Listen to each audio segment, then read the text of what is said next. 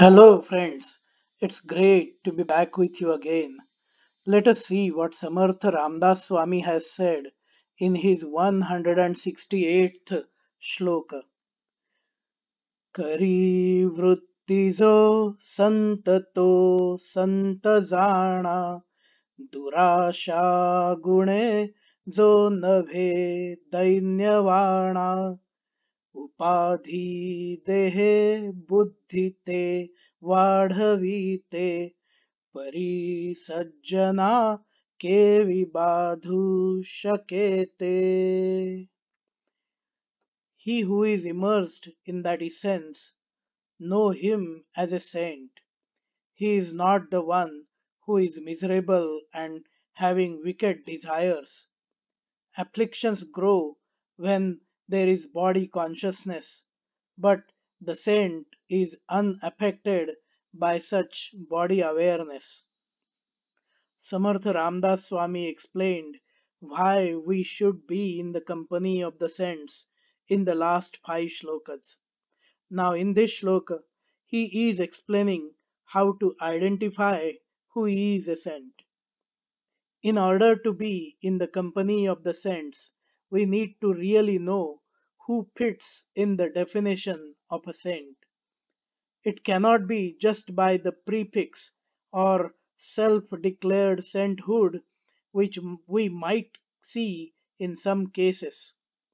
Hence, it is critical to know that first, otherwise, we will be in the wrong company, which will harm us than benefit us. A person who shows some magic and play of hand to show some fruits magically appear in their hands does not necessarily fit in the definition of the saint. Saint is the one who is one with the God. Saints are the ones who are very peaceful, calm in their minds and behavior. One will feel the positive energy just by being in the vicinity of them.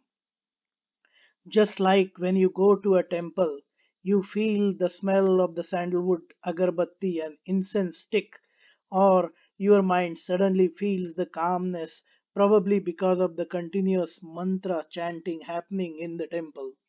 In the same way, you feel that serene atmosphere when in the vicinity of the saints. Even the birds, animals will feel that atmosphere and will be visibly comfortable in the vicinity of the saints due to their calmness and treating every living being equally well. They are the ones who live completely in their own, spending more time in meditation, living by themselves, spending time with the devotion towards God. They are the ones who do not have any expectations of the materialistic nature from anyone. Apart from their basic needs, they will not be inclined for any bodily pleasures. They do not have wrong or bad desires. They have conquered the Shadripus, the lust, anger, greed, ego, attachment or temptation, and jealousy. The ones who have wrong desires and greed will, by nature, be taking a lowly position in order to satisfy and please others as they expect something in return. Saints never have these kind of expectations or greed and hence are very firm and true to their minds. They are not miserable. Saints will guide others but will not expect anything back in return for that advice, nor they will insist on following their advice strictly. They will leave it to the person listening to adopt it or not, because they are not involved or attached to anything or anyone, and they do not have any ego. The one who has ego will try to force their viewpoints on the others, unlike the saints. Saints will not get affected by the flattery. There is a story about a saint who was offered a new costly robe by one of his devotees. Next day, when the devotee went to see him, he returned the robe to the devotee and told him, I cannot keep this, and I like my old, somewhat torn robe. The one you gave is of no use to me, as it is very costly, and if I keep it, my mind will always be distracted by making sure it does not get dirty, always trying to make sure to take care of it first rather than focusing on my meditation.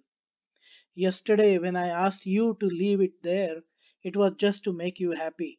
But please take it back, as I have not even touched it, and you better give it to someone who has might better use for it.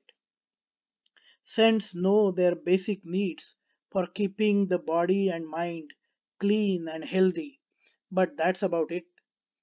They are never attracted by the bodily pleasures and sensual desires. Sant Tukaram Maharaj explains it like this: जे का रंजले गांजले त्यासी म्हणे जो आपुले तोची साधू ओळखावा देव तेथेची जाणावा. It loosely means the one who takes care of the poor, mistreated, and does not make any difference in the people just because of their outwardly looks or the wealth they have, and treats them like his own, should be recognized as a saint and know that the God resides within them. Friends, if you liked this explanation, feel free to provide your feedback to me, and do like, share, and subscribe to the YouTube channel A Dialogue with Our Mind. जय जय रघुवीर समर्थ